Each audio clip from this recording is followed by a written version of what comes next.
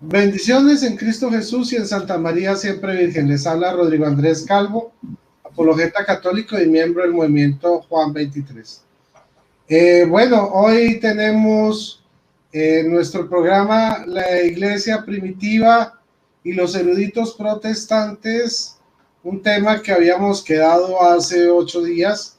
Vamos a hablar de Pedro y de Pablo mayormente, ¿sí? De los primeros apóstoles. Y bueno, para hoy, Guido y yo tenemos un invitado que es Leonardo Abdala.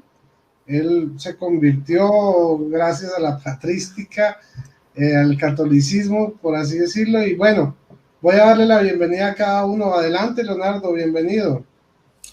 Hola Rodrigo, hola Guido, buenas noches a todos, buenas noches a toda la audiencia, un placer realmente estar aquí compartiendo con ustedes. Realmente me considero un afortunado de estar ante dos apologistas tan reconocidos como ustedes y de poder compartir un poquito lo que ha sido mi experiencia y mi aprendizaje en estos años en mi camino de regreso a casa. Bueno, muchísimas gracias, hermano. Y vamos con nuestro hermano y amigo Guido Rojas. Adelante, Guido. Dios te bendiga. Bienvenido, hermano. Gracias, Rodrigo. Bendiciones para ti, bendiciones para el señor Leonardo Abdala. No lo conocía, bien, un placer, qué interesante, qué bueno que haya regresado al seno de la Iglesia Católica con este tema importante que creo que lo podemos hacer desde varios tópicos, porque yo quiero primero hacer unas breves síntesis sobre algunas Biblias que tengo de mi biblioteca personal sobre Pedro y Pablo, y después con Rodrigo y Leonardo podrán continuar un poco más para hacer ese complemento también desde lo que es ya la tradición y sobre todo los padres de la iglesia, porque lo uno no contradice a lo otro, sino todo lo contrario. Lo que podemos mirar en estas Biblias especializadas con lo que va a hablar la tradición y los padres de la iglesia van íntimamente ligadas y da a entender también lo que son las fuentes para la iglesia católica. Lo que nosotros creemos en la Biblia también lo podemos apoyar en las Sagradas Escrituras y en la tradición cristiana. Adelante, Rodrigo. Bueno, entonces hoy vamos a tener distintos tipos de escritos. Tenemos el diccionario bíblico ilustrado de Editorial Clie, ¿sí? Tenemos el diccionario Holman, que también va a utilizar, ¿sí? Tenemos Historia del Cristianismo, ¿ok? De Justo L. González. Y de pronto, si nos alcanza el tiempo, porque el tema es largo, pues vamos a tratar algo de Paul Johnson, erudito católico, pues porque pues de vez en cuando también es bueno mirar algo de nuestra iglesia. Pero pues voy a primero, antes de comenzar, a dar unos pequeños saludos a Blanca Gómez, a Efraín María, a Ingrid Parrales, a Claudio Rocha, a Julio Vergara, Blanca Gómez, Gabriel Muñoz, Nelly Cuajo, Jorge Flaco, y bienvenidos a todos. Vamos a darle paso entonces a nuestro hermano Guido para que inicie. Adelante, Guido, bendiciones. Gracias, sí, porque también tengo un tiempo muy limitado. Bien, y después tú puedes continuar. Claro, hablar sobre Pedro y Pablo es importante porque son, por así decirlo, los dos pilares. El libro de los Gálatas dice que el uno estaba destinado a los judíos y el otro a los gentiles, teniendo en cuenta de que hay una primacía, hay una superioridad bíblicamente, de acuerdo a los designios del Señor sobre el apóstol Pedro. Eso no es invento de la Iglesia Católica, eso está en los mismos evangelios canónicos y está también en los primeros capítulos del libro de los Hechos de los Apóstoles. Cuando uno cita, por ejemplo, hay una referencia bíblica muy importante que la voy a hacer de la Biblia de Estudio Day. Esta es una Biblia especializada evangélica, es de la Reina Valera del año 1960 y es del grupo editorial Nelson, es una de las principales editoriales evangélicas que se conocen. La cita bíblica, si usted tiene cualquier Biblia de estudio, bueno, en este caso las Biblias de estudio evangélicas, el discurso final que da Jesucristo al apóstol Pedro, que se encuentra en el Evangelio de Juan, es muy importante. Lo vamos a hacer de esta Biblia evangélica porque hay unas referencias que me llama mucho la atención y que puede ilustrar un poco más el tema. Porque dice, por ejemplo, en el capítulo 21 del 15 en adelante, la comisión triple de Pedro. Eso es una Biblia evangélica. Dice, cuando hubieron comido, Jesús dijo a Simón Pedro: Simón, hijo de Jonás, ¿me ama más que estos? Simón respondió: sí, Señor, tú sabes que te amo. Él le dijo, apacienta a mis corderos, porque son los corderos de Jesucristo. Al fin y al cabo, el pastor principal es Jesucristo, como aparece en Juan 10:10. Dice, volvió a decirle segunda vez, Simón, hijo de Jonás, ¿me amas? Pero respondió, sí, Señor, tú sabes que te amo. Le dijo, pastorea mis ovejas. Le dijo la tercera vez, Simón, hijo de Jonás, ¿me amas? Pedro se entristeció de que le dijera la tercera vez, ¿me amas? Y le respondió, Señor, tú lo sabes todo. Al fin y al cabo, Jesucristo es todopoderoso, tú sabes que te amo. Y Jesús le dijo, apacienta a mis ovejas. Versículo 18 tiene una connotación importante porque va también, es por así decirlo, una profecía bíblica que va a Jesucristo después de esta triple confesión de amor de Pedro, con lo que va a ser su martirio, registrado en un evangelio que fue escrito hacia finales de los años 90, lo que se llama el compendio jovánico, hacia el año 96-97, y cronológicamente hablando, son acontecimientos que sucedieron casi 30 años atrás. ¿Por qué Juan no lo registra? Bueno, eso es algo que son esas incógnitas que a veces nos hacemos nosotros de lo que son los escritos sagrados. Pero sigue diciendo la palabra de Dios en Biblia evangélica, que puede aparecer en Biblia católica, de cierto, te digo, cuando eras más joven te ceñías e ibas donde querías. Mas, cuando ya seas viejo, extenderás tus manos, nótese bien, extender tus manos en señal de cruz, y otro te ceñirá y te llevará a donde tú no quieras. El versículo 19 a mí me llama mucho la atención, es muy importante, exegéticamente hablando, dice, esto lo dijo, dando a entender con qué muerte había de glorificar a Dios, y dicho esto, le dijo, sígueme. Aquí en esa Biblia estudia ese término, sígueme, en griego, koine dialectos, la aproximación que hacen los eruditos bíblicos, es aculoqueo, y da a entender, usado por un siervo, por un soldado o un alumno que sigue a su líder hasta la muerte. Nótese bien qué interesante, porque esos términos en griego con ese es importante.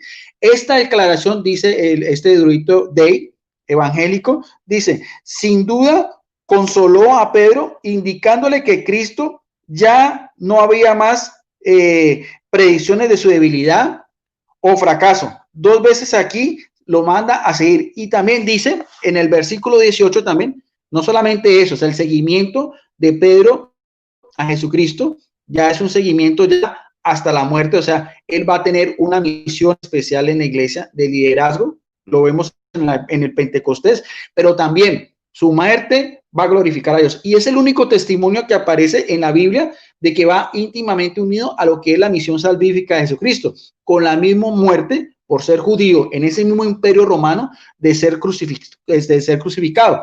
Pero también sigue diciendo, porque los mismos eruditos evangélicos van también, cuando quieren, por decir, ahondar un poco más, no tienen ningún reparo, como hacen algunos apologistas de las redes sociales, en recurrir a la otra fuente que para la Iglesia Católica es muy importante, que es la tradición cristiana.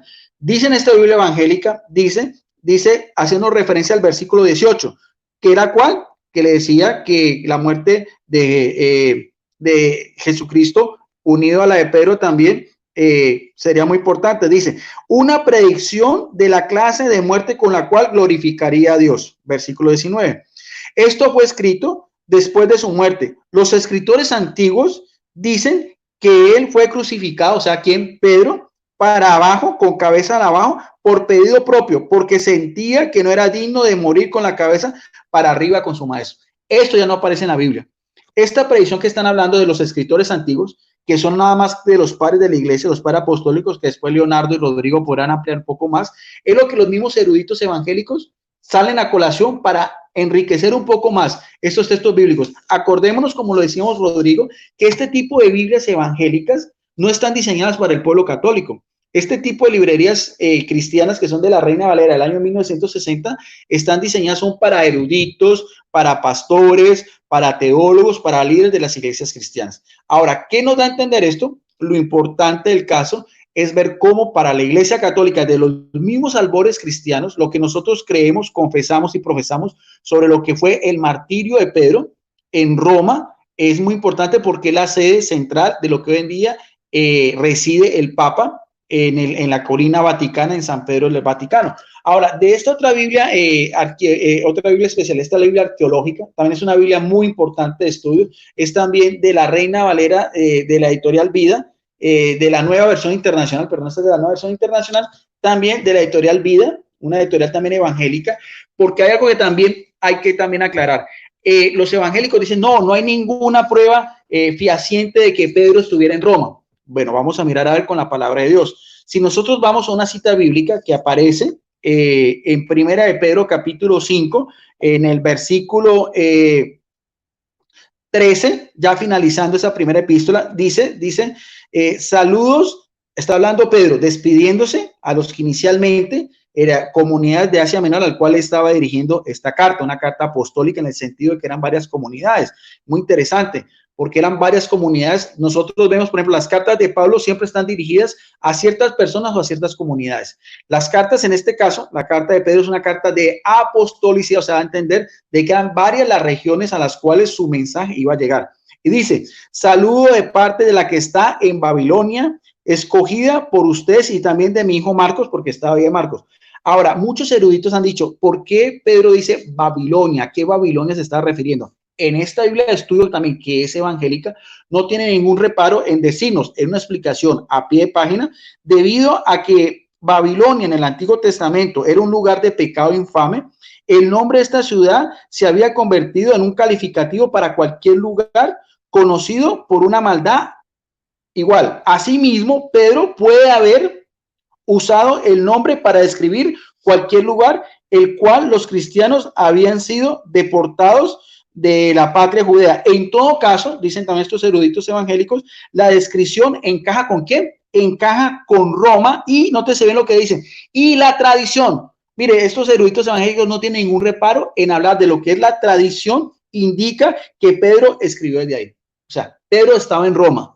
Y ese es el lugar también donde va a ser su martirio, que también está testificado por la historia, por los mismos padres de la iglesia y por la misma arqueología antigua. Termino mi intervención para que después, si quiere, Rodrigo haga mención yo como ya he estudiado un poquitico estas Biblias, para que él también hable un poco también sobre el martirio de Pablo y los dos sucesores de Pedro. En esta última Biblia, que es la Biblia tras las huellas del Mesías, también Reina Valera el año 1960, dice acá, explorar las escrituras en el contexto cultural, religioso, histórico, ¿de qué? De la iglesia primitiva y el judaísmo de la época. Esa también escrita por un erudito evangélico, Ken Dodson, que hizo sus especializaciones en Tierra Santa. ¿Y qué van a creer? Lo que ninguna persona creería que aparecería en una Biblia evangélica, donde hace referencia, porque es ilustrada esta Biblia, en la segunda carta de Pedro, ustedes pueden mirar a ver aquí, ¿qué indica? Y quiero que pongan mucha atención. Miren, esta imagen.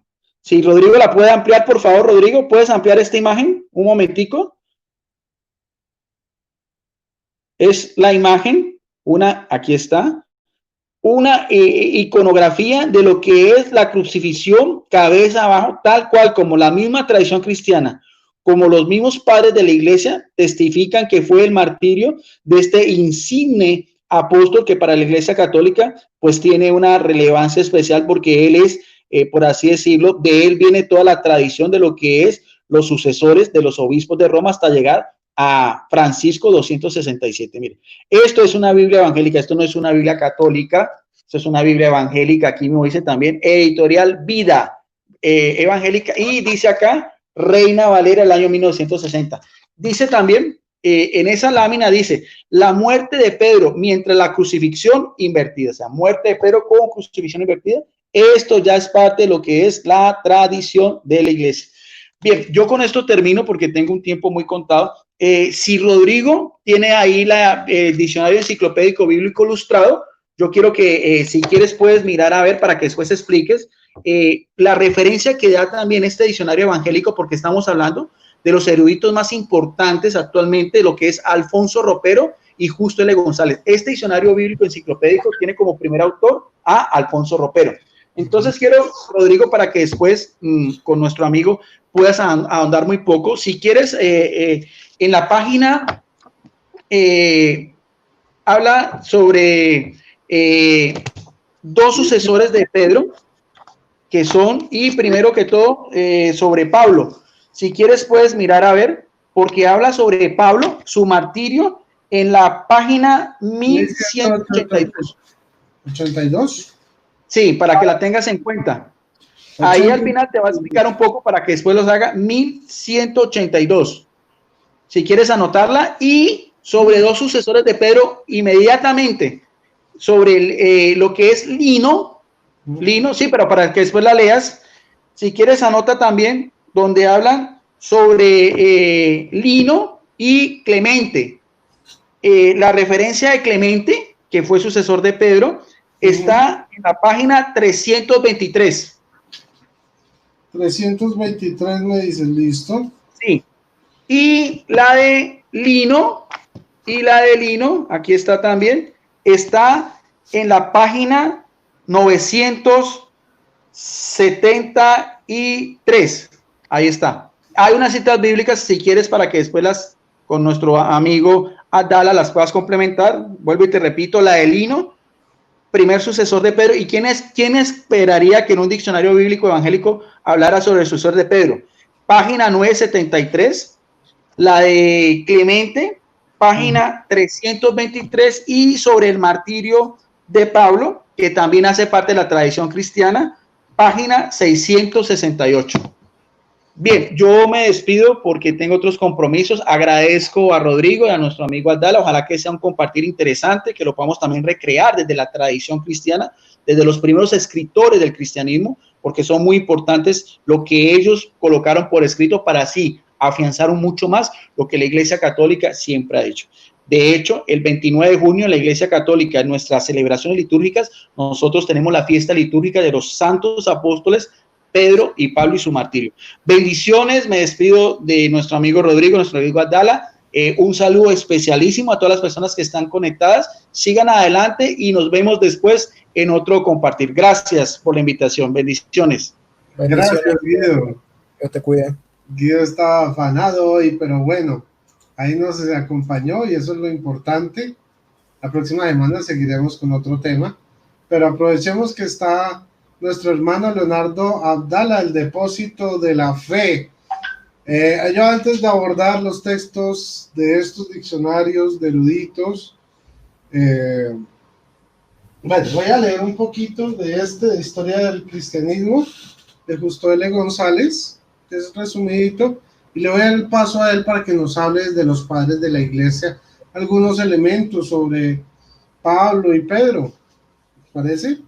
Ok, bueno, muchas gracias. Sí, gracias también por mencionar el nombre del canal para todos aquellos que estén interesados. Tengo un canal en YouTube prácticamente exclusivamente dedicado a lo que es la patrística, la apologética en base a la patrística, para demostrar que la Iglesia Católica no tiene su origen en Constantino, ni en Roma, ni en la Roma, digamos, del siglo IV, sino en el siglo I, y que las doctrinas que enseña la Iglesia Católica son las mismas doctrinas que se enseñaban ya desde el siglo I por los apóstoles y por sus discípulos. Y como bien decía Guido, hay una unidad teológica entre lo que enseña la Biblia, lo que enseña la tradición de la Iglesia y lo que enseña el magisterio de la Iglesia tradicional.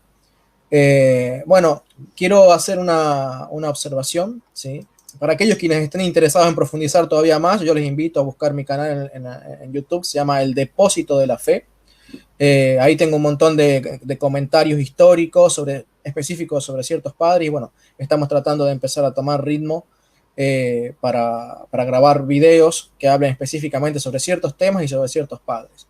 Pero es interesante ver esto que hacen ustedes de tratar de presentar los libros y la patrística basado en libros de los protestantes en general. Eruditos protestantes. Los que se difunden y los que se conocen hoy son libros escritos por grupos evangélicos, pero en general los protestantes han sido un poco reacios, históricamente hablando, a utilizar la patrística, ¿sí? Pero es un intento bastante reciente de que están utilizando para tratar de transmitir al pueblo evangélico, es decir, la literatura evangélica está tratando de transmitir al pueblo evangélico la sensación de que los padres de la iglesia eran evangélicos en su doctrina, ¿sí? Lo mismo hacen los protestantes históricos, cuando citan a los padres de la iglesia, tratan de hacerles creer a sus feligreses, por así decirlo, que los padres de la iglesia eran protestantes históricos, el calvinista, que el luterano, y hay muy pocos grupos religiosos autodenominados cristianos que realmente intenten desechar o rechazar de plano a los padres de la iglesia. Podríamos contar a los mormones, podríamos contar a los testigos de Jehová, podríamos contar tal vez no sé si a los adventistas, pero en general casi todos los grupos religiosos tratan de mostrar que los padres de la iglesia fueron protestantes, evangélicos, y hago la diferencia entre protestantes como los protestantes históricos y los evangélicos, los que son los reformadores de los protestantes históricos. Y está este otro grupo que son los que de plano rechazan todo lo que son los padres de la iglesia, donde los más combativos, los más enemigos, por así decirlo, de la iglesia católica en cuanto a su teología son los pentecostales unitarios o unicitarios, porque ellos no creen en la Trinidad. Entonces, bueno, imagínate que a partir de ahí hay un mundo insalvable de diferencias teológicas. Pero es curioso porque yo durante muchos años, para los que me están escuchando tal vez por primera vez, yo fui evangélico por 20 años de mi vida, de los cuales 18 de esos 20 años fui maestro en las iglesias evangélicas, ¿sí? Profesor en 3 institutos bíblicos diferentes. No te digo que un conferencista famoso, pero sí di algunas conferencias, tomaba campamentos, ya tenía una experiencia amplia en lo que es la enseñanza del evangelio, entre comillas, entre los evangélicos.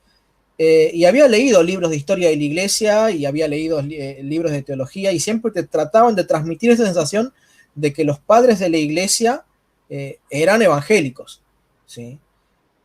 ¿Y qué fue lo que me hizo convertirme al catolicismo? Bueno, justamente dejar de leer los libros evangélicos y empezar a leer las fuentes primarias, ¿sí? Dejar de leer los libros de historia de la iglesia evangélicos, dejar de leer los libros que estaban muy filtrados y muy acomodados, escritos por autores evangélicos contemporáneos, y me puse a leer los libros escritos directamente por los discípulos de los apóstoles, ¿sí?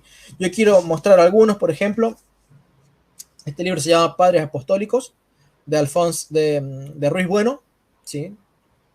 Del editorial Autores Cristianos. Autores Cristianos. Y también este otro, que se llama también Los Padres Apostólicos, ¿sí? de Desclée de Brouwer, ¿sí? Son todos documentos de la iglesia primitiva del siglo I y la primera mitad del siglo II. No son los únicos que voy a traer a colación hoy. Está también Historia Eclesiástica de Eusebio de Cesarea, que yo lo leí varias veces, y cuando lo leí lo había leído en papel de un libro, una versión protestante, ¿sí? Pero ahora la tengo en digital, en la versión católica, y de esa versión es que voy a citar hoy. También tengo los escritos de Tertuliano, de Clemente de Alejandría, de Orígenes, bueno, distintos apologistas del siglo II, y he tratado de recopilar diferentes citas que mencionan ellos a Pablo y a Pedro para ver qué creía la iglesia de los primeros siglos acerca de Pablo y de Pedro. Y como decía, la gran sorpresa mía fue que al leer directamente a los escritos de los padres de la iglesia, sin la mediación, ni el filtro, ni la opinión sesgada de ningún protestante, me di cuenta de que los padres de la iglesia no eran protestantes, no eran evangélicos, no eran mormones, ni adventistas, ni testigos de Jehová, ni nada que se parecía. Una preguntita, ¿qué sobre los autores de patrística protestantes, qué autores leíste, por ejemplo? Estos que tenés vos, por ejemplo, Justo González, los tengo acá atrás, justo en esta biblioteca que está acá atrás. Historia del pensamiento cristiano, historia del cristianismo. Tengo también ahí atrás un libro que se llama Manual de Patrología, no me acuerdo el nombre. Después tengo esta otra biblioteca acá a mi izquierda, a mi derecha. Tengo toda una sección de libros de historia donde leí un par más sobre lo que es la época del protestantismo, biografías de Lutero, y te presentaban todas las cosas color de rosa, viste, muy bonito, pero después, cuando uno va y lee a los padres de la iglesia sin la mediación y sin el filtro de un protestante, te das cuenta de que no son evangélicos, que definitivamente, al margen de que tienen sus diferencias porque han pasado muchos siglos, definitivamente son católicos. Y no solamente por su teología, sino porque así lo confiesan con su propio nombre. Yo pertenezco a la única iglesia, la Iglesia Católica, y los demás son herejes, ¿sí? Hasta con nombre y apellido, ¿sí? De hecho, hasta uno podría ir a la Biblia Y en Hechos capítulo 9, creo que en el versículo, no sé si 30 o 31, hasta podría encontrar lo que es la semilla del nombre de la Iglesia Católica en el griego. ¿Sí? Hay una palabra que es la palabra raíz de lo que significa católico. ¿Sí? Capolú. Sí, es una palabra de la que deriva católica. ¿Sí? Que las Biblias lo traducen como del mundo entero, pero el significado es la Iglesia universal. ¿Sí? Y ya Hechos 4:18. Hechos 4:18. No, es en el capítulo 9. Sí, puede que haya otra referencia a ese verbo tal vez antes, pero yo estoy hablando de una referencia en Hechos capítulo 9, creo que en el versículo 30 o 31. Bueno, lo que quiero decir es que por qué para mí fue importante el tema del testimonio de los padres de la iglesia, porque tiraron a la basura lo que decían los libros protestantes. Y a medida que más leía a los padres de la iglesia, más me daba cuenta de que los libros protestantes eran mentirosos, falseaban la verdad, porque falsear la verdad no es agarrar y simplemente decir algo que no es cierto. Falsear la verdad es ocultar parte de la verdad, ¿sí? Para que la gente no se entere de la otra cara de la moneda. Entonces, los padres de la iglesia enseñaban el bautismo para regeneración, enseñaban los sacramentos, enseñaban que los obispos tenían autoridad para perdonar pecados, enseñaban un montón de doctrinas católicas, y los protestantes en sus libros evangélicos no mencionan nada de eso. ¿Sí? Por eso la importancia, creo que, de esta sección de decir, bueno, ¿qué creía la iglesia primitiva acerca de Pablo y de Pedro? ¿Y qué tienen en común las creencias de la iglesia católica respecto de las creencias de los evangélicos y los protestantes en general? ¿Y en qué se diferencia el pensamiento y la doctrina de la iglesia católica respecto de las demás denominaciones del mundo? Voy a comenzar entonces a explicar cómo fue que organizé este documento. Traté de básicamente separarlo por personajes. Primero vamos a tocar algo de Pablo, después algo de Pedro, y lo que fui haciendo fue buscando en la bibliografía del siglo I, después en la bibliografía del siglo II y en la bibliografía del siglo III. ¿Y por qué me limito nada más que hasta los 3 primeros siglos? Siendo que se habla mucho más también después, después de Nicea, ¿no es cierto? Porque para un protestante, para un evangélico, todo lo que se haya escrito después del concilio de Nicea es católico. ¿Sí? Porque ahí está Constantino, ahí ya fundaron la iglesia católica, entonces todo lo que venga de atrás, digamos, del concilio de Nicea, yéndome un poquito más antes en el tiempo, todo lo que sea del concilio de Nicea para en adelante en el tiempo, eso ya es católico y no cuenta, no vale. Entonces la idea es precisamente mostrar que durante los primeros 300 años la iglesia católica creía lo que cree hoy respecto de Pablo y que cree Pedro. Así que sin más dilación, vamos a dirigirnos al fragmento muratoriano, ¿sí? En donde se relata, el fragmento muratoriano es un documento del siglo II, donde se relata el martirio de Pedro y el viaje de Pablo a España. Dice así: los hechos de todos los apóstoles han sido escritos en un libro. Dirigiéndose al excelentísimo Teófilo, Lucas incluye una por una las cosas que fueron hechas delante de sus propios ojos, lo que él muestra claramente al omitir la pasión de Pedro y también la salida de Pablo al partir a la ciudad de España, a partir de la ciudad para España, ¿sí? Podemos notar que aquí el fragmento muratoriano confiesa que el libro de los Hechos omite la pasión de la que mencionó recién Guido, la pasión de Pedro, que es ser crucificado cabeza abajo, y también omite el hecho de que Pablo llegó a ir hasta España con el Evangelio, que muchos evangélicos dudan de que Pablo haya estado en España, como tampoco creen que Santiago haya estado en España, etcétera, ¿no? Eso, España le evangelizó el viento a España, no fue nadie. Santiago de Compostela, que llaman, ¿no? No, y Santiago, el apóstol, ¿sí? Que estuvo en el siglo I en España. Dice que sí, que esta ciudad, creo que es la ciudad de Compostela, no sé bien. Sí. Se llama el recorrido de Santiago, porque termina en Compostela. Pero bueno, el fragmento muratoriano confirma que el libro de los Hechos no es completo en su narración de la historia, es preciso en su narración de la historia, pero no completo. porque le faltan cosas importantes como que es el martirio de Pablo, por ejemplo, el martirio de Pedro y el viaje misionero de Pablo hacia España. Después tenemos otra carta de Clemente, cuando era papa de la iglesia, ¿sí? Allí en el siglo I, dice en su capítulo 5, versículo 5, por la envidia y rivalidad mostró Pablo el galardón de la paciencia. Por 6 veces fue cargado de cadenas, fue desterrado, apedreado, hecho heraldo de Cristo en Oriente y Occidente, alcanzó la noble fama de su fe, y después de haber enseñado a todo el mundo la justicia y de haber llegado hasta el límite de Occidente, es decir, el límite de Occidente en España, y dado su testimonio ante los príncipes, es decir, los reyes de España escucharon el testimonio del Evangelio por boca de Pablo, salió así de este mundo y marchó al lugar santo, dejándonos el más alto dechado de paciencia. Orígenes, respecto de esto que nosotros conocemos como la cátedra de Pedro, que los evangélicos realmente no quieren saber nada con esa frase porque ellos no hablan de la cátedra de Pedro. Para ellos la cátedra de Pedro no tiene valor, no tiene sentido, muchos ni saben lo que significa, ¿sí? Y dice Orígenes en su Tratado de los Principios, libro 1, capítulo 8. Y también tiene que ver un ángel que acampe alrededor de los que temen a Dios. Huid, respondió, huid, hijos míos, del cisma del detestable novato. Reuníos a los católicos. Siglo II, así dice Origen. Dejen y abandonen los cismas. Dejen y abandonen las herejías y únanse a la Iglesia Católica. Una sola fe os ilustre, una sola iglesia os junte. Y esta iglesia es la antigua y la que el gran Pablo reconoce y que ve en medio de ella la cátedra de San Pedro. Es interesantísima esta cita, ¿no?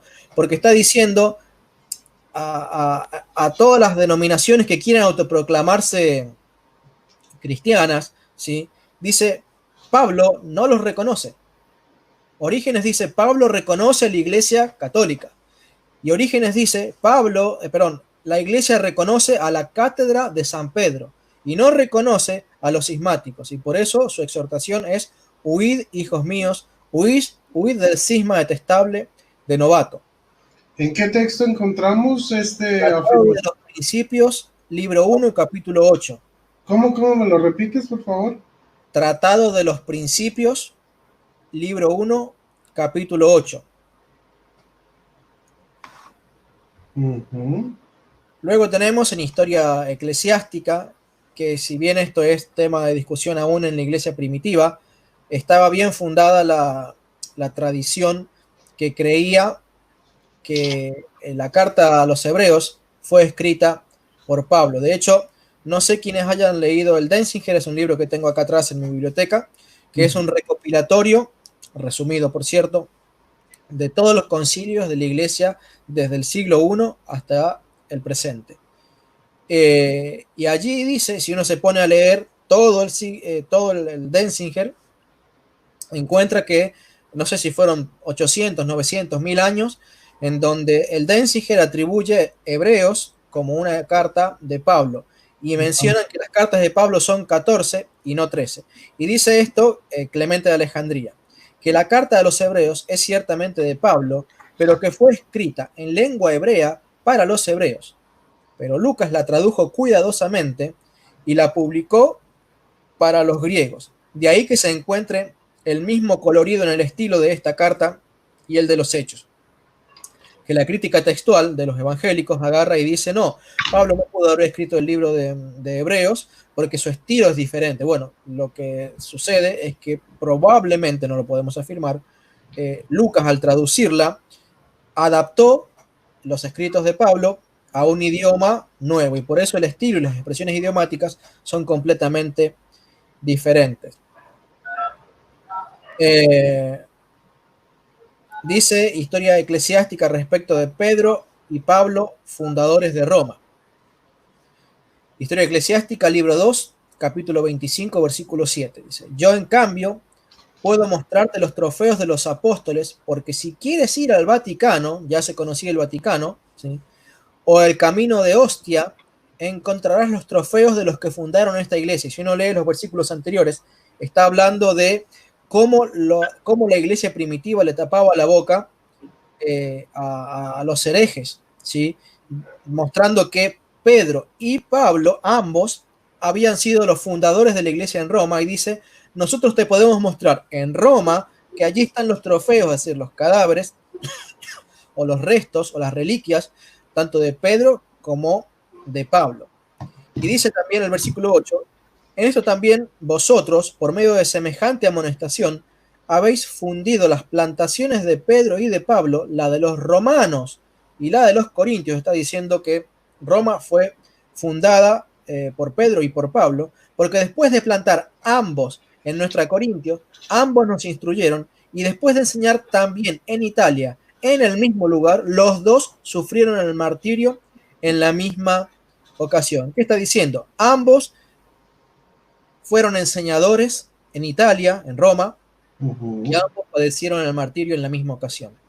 Dice también el libro 5 de Historia Eclesiástica, capítulo 8, versículo 2, Mateo publicó entre los hebreos en su lengua propia un evangelio también escrito mientras Pedro y Pablo estaban en Roma, evangelizando y poniendo los cimientos de la iglesia. Y he leído en otra cita que no tengo anotada acá, que una de las razones por las que Pedro fue a Roma fue porque lo estaba persiguiendo a Simón el Mago, ¿sí? El personaje este que está en la Biblia, ¿sí? Pero esa narración no es apócrifa, no proviene de un libro apócrifo. No lo creo porque usualmente no suelo leer libros apócrifos. Es una cita de alguno de los padres de la iglesia y relata cómo Pedro persiguiéndolo a Simón el Mago para neutralizar su herejía, porque la Historia Eclesiástica dice que Simón el Mago es el padre de todas las herejías, fue el primer gran hereje. Pedro persiguiéndolo llega hasta Roma porque Simón estaba allí en Roma enseñando sus herejías. Bueno, lo cierto es que Pedro y Pablo estaban en Roma evangelizando. Los evangélicos no tienen problema en decir que Pablo estuvo en Roma, pero no quieren creer que Pedro estuvo también en Roma evangelizando, enseñando, fundando esa iglesia y dando su vida por ella. Ahora pasemos a lo de Pedro, que es un poquito más extenso porque me parece que es más importante, no porque Pedro sea más importante que Pablo, sino porque todas las cuestiones que tengan que ver con Pedro son mucho más discutidas por los evangélicos de lo que son por Pablo. Pues, mira, antes de que pases a Pedro, yo quiero como leer lo que tengo de Pablo, ¿te parece? Dale, perfecto. Para que nos alternemos. Perfecto. Bueno, entonces voy a utilizar aquí la Biblia Enciclopédica Ilustrada. Dice así: las epístolas de la cautividad revelan asimismo el celo de este embajador encadenado y la entusiasta acogida que tenía su predicación. Efesios 6:20. Exhorta de manera insistente a sus amigos a que oren para que Dios abra la puerta a la palabra. En Colosenses 4:3. Aunque el libro de los Hechos concluye con el relato del cautiverio del apóstol Pablo en Roma, hay razones de peso para aceptar que el apóstol fue absuelto y liberado al cabo de 2 años y que volvió a viajar. La persecución de Nerón no había comenzado todavía. Cuando estalló fue de manera repentina, sin que hubiera podido prever a causa de ningún tipo de animosidad oficial anterior. La ley romana seguía considerando a los cristianos como judíos sectarios, que por ello estaban autorizados a practicar su religión. Todo hace pensar que el tribunal imperial declaró inocente a Pablo y lo absolvió. Además, es indudable que Festo, el procurador de Judea, había enviado un informe favorable, Hechos 26:31, y parece que los judíos no habían enviado a Roma ningún acusador oficial contra Pablo, en Hechos 21:31. Y parece que los judíos, bueno, no habían enviado ninguno a Roma contra Pablo, y la tradición temprana afirma que Pablo viajó hasta los confines de Occidente, lo que parece indicar España. El primer cautiverio en Roma acabó probablemente el año 62 o 63 después de Cristo. Pablo se habría lanzado enseguida a predicar el evangelio durante 4 años, más o menos. Eusebio sitúa el martirio del apóstol en el año 67. Se desconocen las circunstancias de su segundo arresto. En el año 64, Nerón desencadenó una persecución contra los cristianos de la capital, que indudablemente tuvo sus efectos en diversas provincias. Pablo fue apresado y condenado a muerte. Su profesión de fe cristiana era suficiente para ello. La tradición dice que Pablo, como ciudadano romano, fue decapitado en la Vía Ostia. Hay 13 cartas que llevan en el... Bueno, ya hablamos de las 13 cartas. Tú ya aclaraste por qué se le atribuye a Pablo hebreos desde la patrística, aunque hay algunos expertos que dicen que no es así, pero yo creo más en la patrística, en la historia. Voy a leer esto otro de aquí, de la historia del cristianismo, de la obra completa. Dice así: de todas estas tradiciones, para comenzar a hablar de Pedro, ¿no? De todas estas tradiciones, probablemente la que es más difícil de poner en duda es la que afirma que Pedro estuvo en Roma y que sufrió martirio en esta ciudad durante la persecución de Nerón. Este hecho encuentra testimonios fehacientes en varios escritores cristianos a finales del siglo I y en todo el siglo II, y por tanto ha de ser aceptado como históricamente cierto. Además, todo parece indicar que la Babilonia, a que se refiere primera de Pedro 5:13, como lo dijo Guido, es Roma. La iglesia que está en Babilonia, elegida juntamente con nosotros, y Marcos, mi hijo, os saludan. Esa es la cita de primera de Corintios 5:13. Por otra parte, la misma tradición que afirma que Pedro murió crucificado, algunos autores que aseguran que lo hizo cabeza abajo. Encuentra ecos en Juan 21,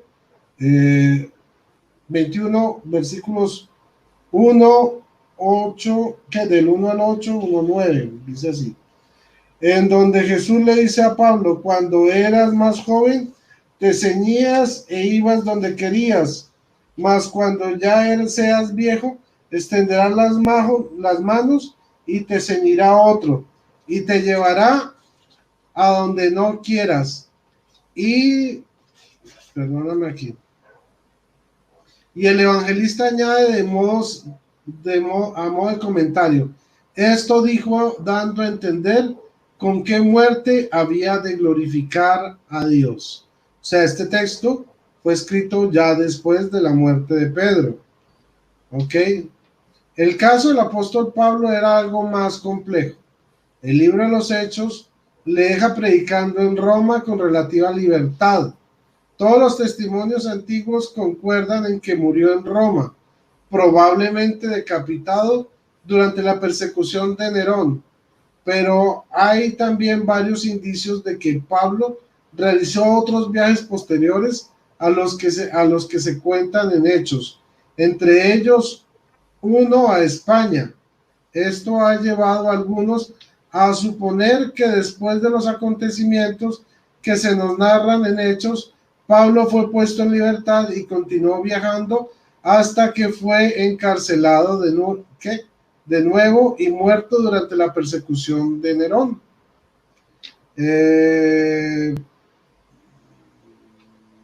¿Qué otra cosa es interesante? Esta explicación resulta verosímil, aunque no hay suficientes datos para asegurar su exactitud. Bueno, yo creo que hasta ahí este pedazo está bien, tomar este fragmento de este libro, pero como bien lo dice nuestro hermano Leonardo, bueno, ampliar en las fuentes originales, Sí, o sea, ¿por qué hicimos este programa, Leonardo? Yo te explico. A ver, si hay eruditos como estos, que son capaces de reconocer hechos históricos, la iglesia de Cristo en el fondo, cosas muy importantes que los mismos evangélicos desconocen y les ocultan sus pastores y sus líderes, pues digamos que hay que tomar lo bueno que hay aquí para también evangelizar a los mismos protestantes. Pero eso no quiere decir que estamos desdeñando o echando por la borda la fuente primaria, que es la Iglesia Católica. Antes de darte la palabra, alguien preguntaba y ahí decía, pero si nosotros ya tenemos la Biblia, ¿para qué queremos la historia? ¿Para qué queremos patrística? Vean, muy sencillo.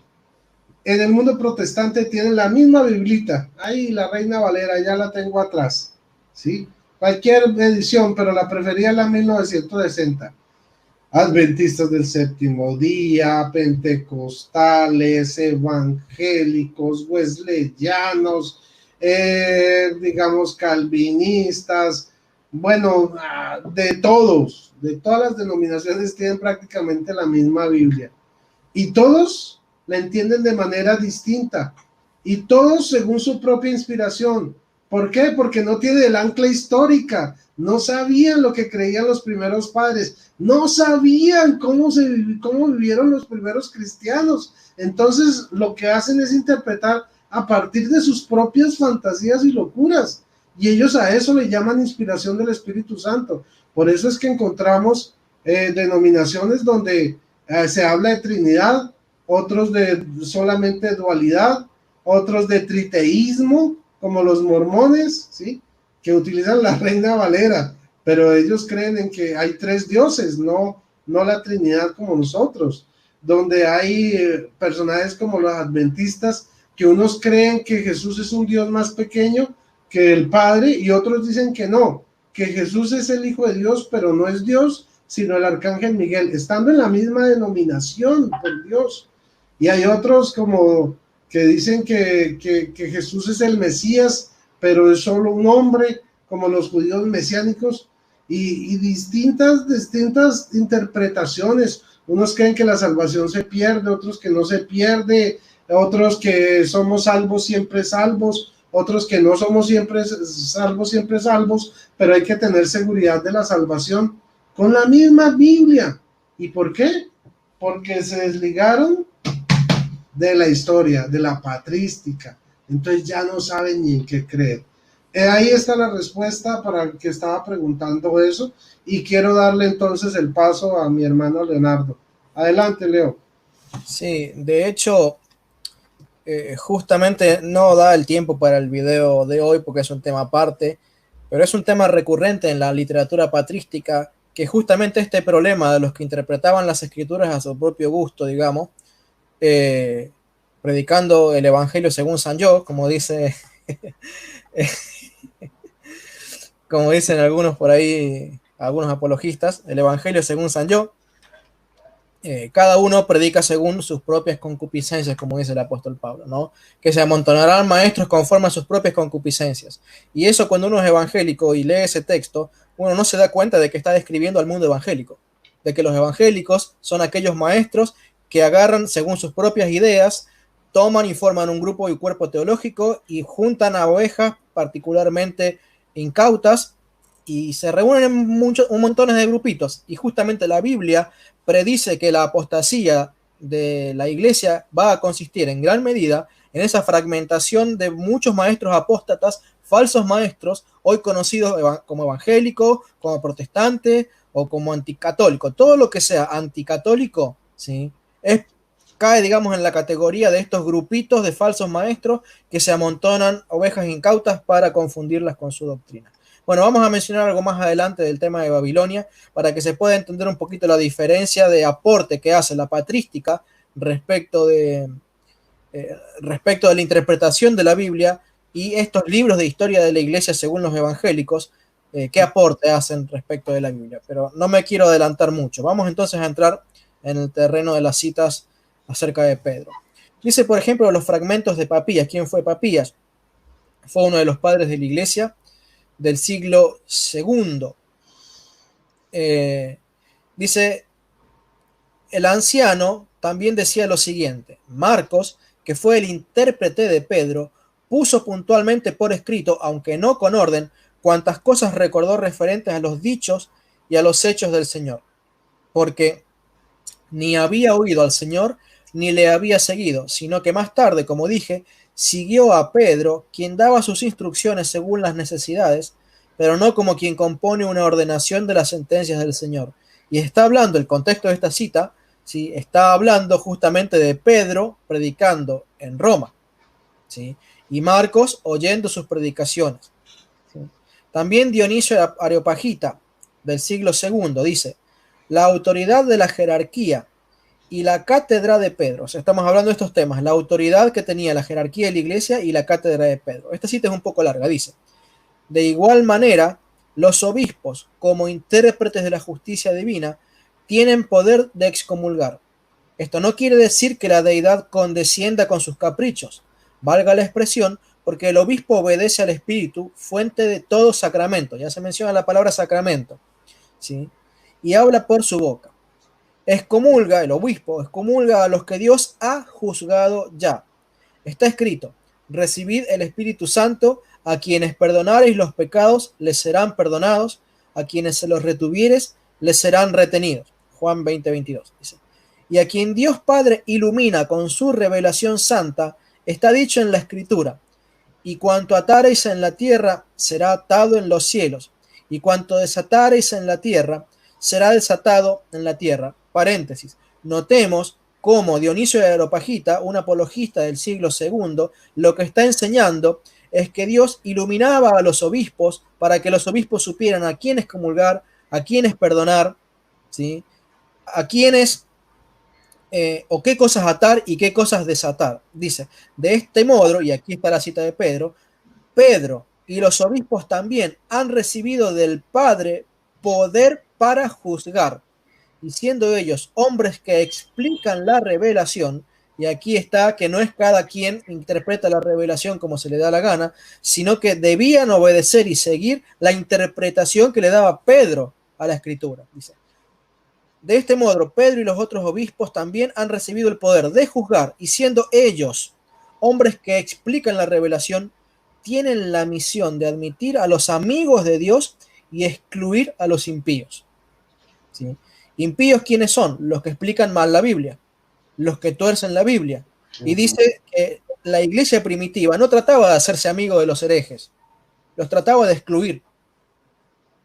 Dice, las palabras que con Pedro reconoce a Dios, las palabras con que Pedro reconoce a Dios no proceden de su invención, pues dice la Escritura, no de carne ni de sangre, sino de la luz y moción divina que le inició en los sagrados misterios. Asimismo, los obispos de Dios han de usar su poder para excomulgar y también sus otros poderes jerárquicos. Notemos el énfasis que hay en la autoridad de la jerarquía de la iglesia. También sus otros poderes jerárquicos en la medida que los induzca a ello la deidad, fuente de todo sacramento. Una vez más, utilizando la palabra sacramento. Todos han de obedecer a los obispos siempre que actúen en cuanto a tales, pues Dios mismo los inspira, cosa que los evangélicos no creen que Dios siga inspirando a los obispos. ¿Y por qué piensa esto Dionisio de Areopagita? Porque dice la Biblia, el que a vosotros desecha, dice, a mí me desecha. En el martirio de Clemente, que es un relato un poco más tardío, pero que relata los hechos del siglo I, Clemente de Roma, obispo de Roma y papa de la iglesia, tercer papa de la iglesia, en el martirio de Clemente capítulo 9 dice lo siguiente: entonces, postrándose Clemente en presencia de Dios, oró así: Señor Jesucristo, que entregaste las llaves del reino de los cielos a tu apóstol y maestro mío Pedro, y le dijiste, lo que abrieres abierto será, lo que cerrares cerrado quedará. Manda, oh Señor, que se abran a este hombre los ojos y los oídos, pues tú dijiste también, todo lo que creyendo pidiereis, lo recibiréis, y esta tu promesa es duradera por los siglos de los siglos. Notemos cómo era importante para los que escribían mostrar su vinculación con Pedro o con Pablo. Constantemente había en el siglo primero, fíjate lo que voy a decir, Rodrigo, no una lucha por quién interpretaba la Biblia, ¿sí? Que en el fondo había una lucha sobre cómo se interpretaba la Biblia, pero la lucha era sobre quién te explicó la Biblia a vos.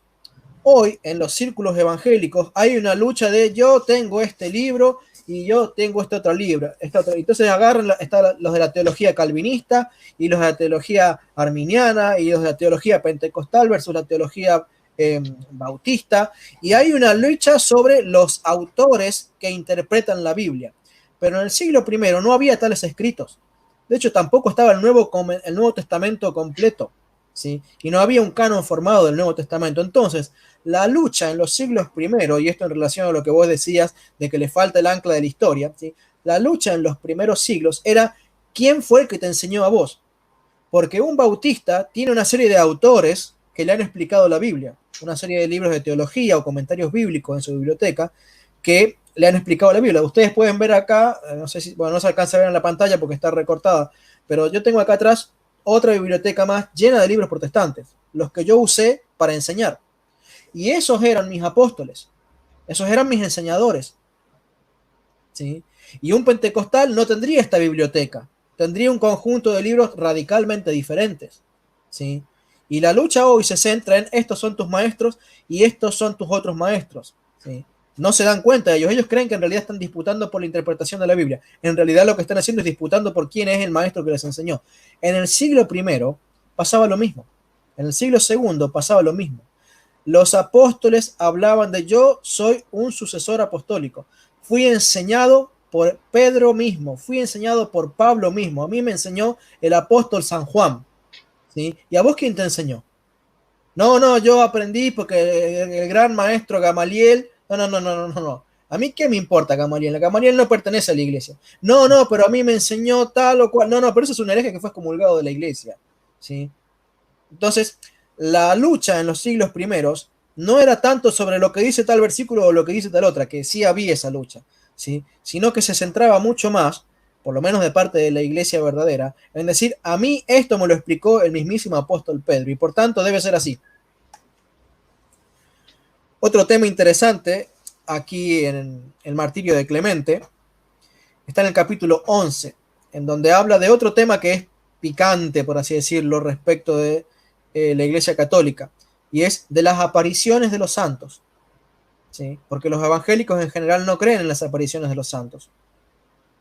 Dice así el capítulo 11 del martirio de San Clemente: mientras que Teodora oraba y lloraba, se le apareció por la tarde un venerable anciano de blanca cabellera y le dijo: por tus oraciones quedará sano Sicinio, para que se cumpla lo que dijo mi hermano Pablo, será santificado el varón infiel por la mujer fiel. Y dicho esto, desapareció de su presencia. De ahí se deduce cosa segura y clara que fue el apóstol San Pedro el que se le apareció. Y a colación digo que no es la única aparición que está registrada, porque también en los martirios de otros de los primeros discípulos apostólicos del siglo I está registrado que hubo apariciones, ¿sí?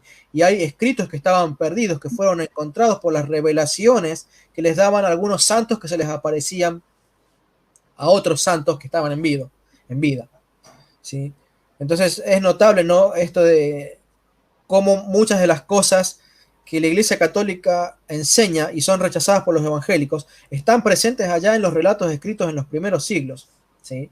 Recién mencionaba hace unos minutos atrás la enseñanza de que cada apóstol y cada cristiano tenía un ángel de la guarda. Eso es una doctrina católica, no es una doctrina evangélica, ¿sí? Y no es un invento del magisterio de la iglesia, es porque está enseñado así desde los primeros siglos.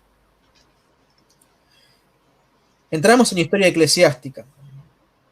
Este escrito es compuesto por Eusebio de Cesarea, obispo de la ciudad de Cesarea. Es interesante lo que dice respecto de viste que los protestantes en general hacen mucho énfasis de que Pedro no hubiera sido papa nunca, porque si hubiera sido papa, Pablo jamás lo hubiera regañado a Pablo. ¿Cómo? Que si Pedro hubiera sido papa, Pablo nunca lo hubiera regañado. Exacto. Bueno, fíjate lo que dice tanto Clemente de Alejandría como Eusebio de Cesarea. Dice Clemente en el libro quinto, o sea, Clemente de Alejandría, en el libro quinto de las Hipotiópesis, en el cual dice que también Cefas, sobre el que Pablo dice, pero cuando Cefas vino a Antioquía, me enfrenté con él, Gálatas 2:11, era uno de los 70 discípulos, y que su homonimia con el apóstol Pedro era casual. ¿Sí? Eso dice Eusebio de Cesarea en Historia Eclesiástica, libro primero, capítulo 12, versículos 1 al 2. Esto no lo podemos dar por cierto, porque también hay otros autores de los primeros siglos que sí dicen que Cefas... De hecho, parece que es un paralelo de Gálatas 2 con Hechos 15. Sí. Yo, por ejemplo, Pero dice eso. Clemente de Alejandría y Eusebio de Cesarea que había una persona que también se llamaba Cefas, ¿sí? Entre los 70, y que es a ese Cefas al que el apóstol Pablo reprendió. Un dato interesante que no lo podemos dar por cierto, ¿sí? Pero bueno. Sí, es interesante. Otra de las tantas cosas que los protestantes no conocen. Clemente de Alejandría dice también, en el libro de las Hipotiópesis, se dice, en el libro quinto de las Hipotiópesis, se dice que Cristo solo bautizó a Pedro. Pedro bautizó a Andrés, Andrés bautizó a Santiago y a Juan, y estos a todos los demás. ¿Sí? Esta es una referencia también citada por Juan Mosco en su libro El Prado Espiritual, página 176. ¿Sí? Es interesante. ¿A cuántas personas bautizó Cristo? En persona, a uno solo, al apóstol Pedro. Una sola persona fue bautizada directamente por Cristo, el apóstol Pedro. Fue el primer bautizado de la iglesia. ¿Quién es el que dice eso, Eusebio? Clemente de Alejandría, citando Clemente de Alejandría, sí, en el libro quinto de las Hipotiópesis. Hipotiópesis, así.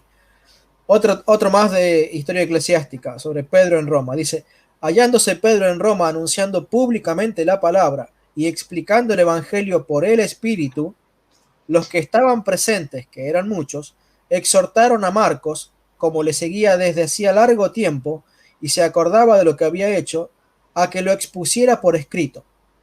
Después que lo hizo, distribuyó el evangelio a cuantos se lo pedían, y al enterarse Pedro ni lo estimuló, ni lo impidió, ni lo incitó. Esto refiere Clemente de Alejandría y esto lo dice también Eusebio de Cesarea en su libro en Historia Eclesiástica, libro sexto, capítulo 14, versículos 5 al 7. Y ahora algo interesante sobre lo que decías vos y Guido respecto de Pedro en Babilonia. Dice, y de Marcos nos hace mención Pedro en su primera carta. Dice que ésta la compuso en la misma Roma y que él mismo lo da a entender en ella, llamando a dicha ciudad metafóricamente Babilonia. Con estas palabras, los saluda los que está en Babilonia, elegida con ustedes y mi hijo Marcos. Cita de Historia Eclesiástica, libro 2, capítulo 15, versículos 1 al 2. Ahora es interesante, porque acá dice que le llaman metafóricamente. Y hay una pequeña diferencia con lo que, por ejemplo, no sé si lo leíste vos o Guido, al decir, creo que fue Guido, al decir, porque estaba leyendo a Guido un libro protestante, dice que se le llamaba Babilonia porque era una ciudad llena de maldad. Sí. Pero esa es la interpretación contemporánea de por qué a Roma se le llamaba Babilonia. Esa no es la interpretación católica. Yo lo que tenía entendido, por ejemplo, es que por el politeísmo, o sea, el sincretismo religioso que había en la ciudad, bueno, en el Imperio Romano, o sea, a ver, si me permites explicar un poquito esto, resulta que Roma, y esto sí está aquí, Historia del Cristianismo, de Paul Johnson, es muy interesante cómo lo explica él.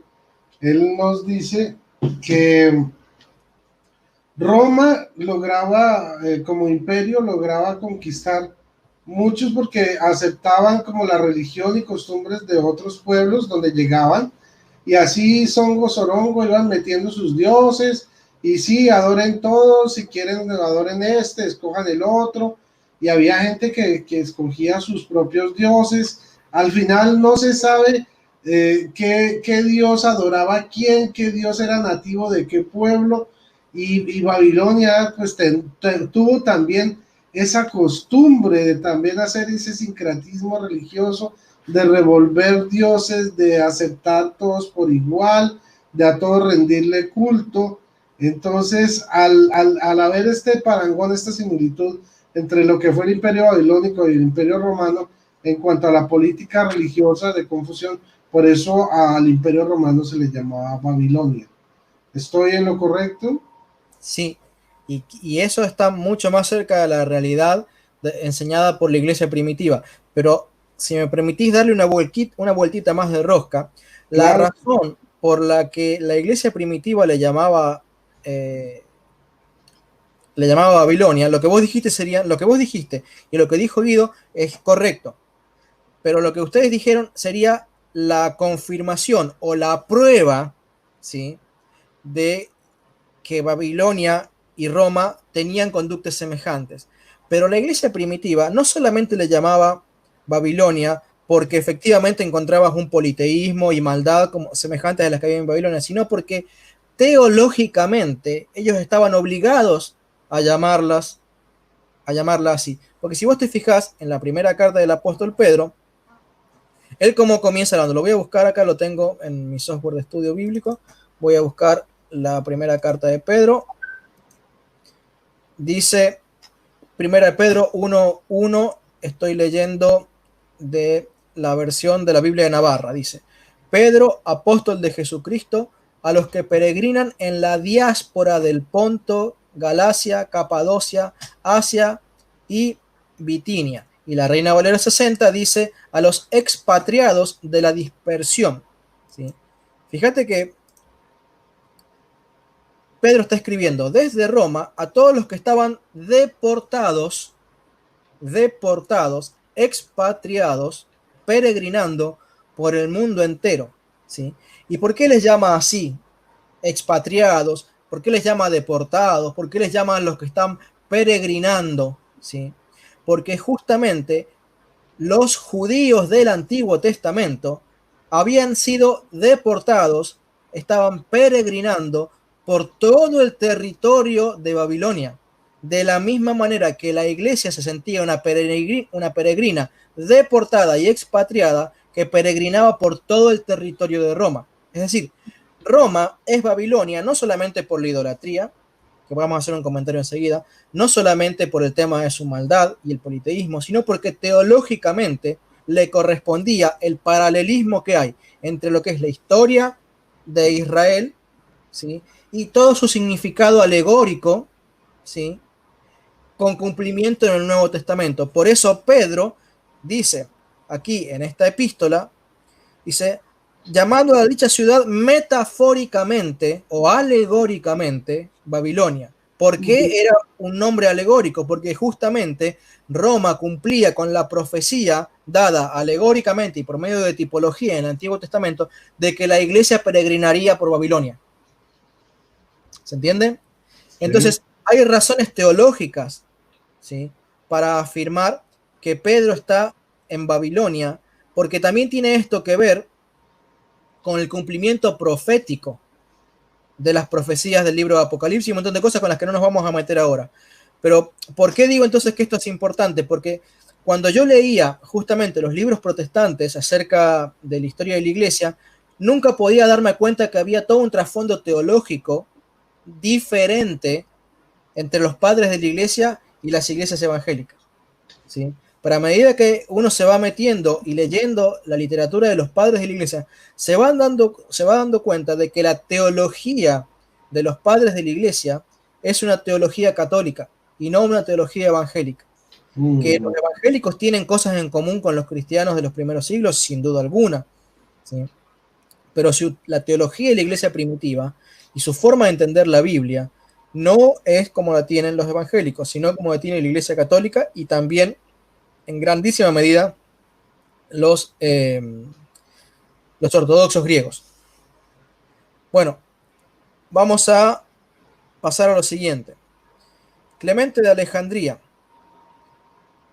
en su libro Estromata, primero, capítulo 11, versículo 3. Estos maestros conservan la verdadera tradición de la bienaventurada doctrina que procede directamente de los santos apóstoles Pedro, Santiago, Juan y Pablo. Y aquí la importancia de la sucesión apostólica y el poder probar que la doctrina de un apóstol o de un obispo procedía directamente o era igual a la doctrina apostólica, cosa que las iglesias heréticas de los primeros siglos no tenían.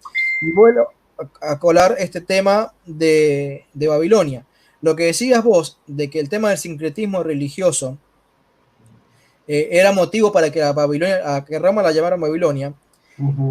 Justamente una de las características que la iglesia primitiva decía de por qué Roma era Babilonia era porque era la cuna de las herejías. Todos los herejes querían ir a predicar a Roma para esparcir desde ahí sus herejías. Por eso dijimos que Pedro fue y persiguió a Simón el Mago hasta la misma Roma, porque sabía que si no neutralizaba la herejía de Simón el Mago allí en Roma, la herejía de Simón el Mago se iba a expandir por el mundo entero. ¿Ok? Entonces justamente Roma es Babilonia porque Roma era la cuna de todas las enseñanzas anticristianas, o sea, que se cobijaban bajo el paraguas de cristiano, pero eran falsas doctrinas. ¿Sí? Entonces, había una especie de protestantismo arraigado en Roma. ¿Sí? Todas las herejías y sectas, todas las sectas y cismáticas, y los cismas, no todos, pero muchísimos de los cismas y sectas que después se hicieron famosos en el mundo, se hicieron famosos en el mundo porque lograron hacerse famosos al llegar a Roma. Y desde Roma repartir su veneno teológico para el resto del mundo, ¿sí? Y por justamente ese caldo de cultivo de sectas y herejías, ¿sí? Era que los apóstoles y en general los cristianos decían, Roma es como Babilonia.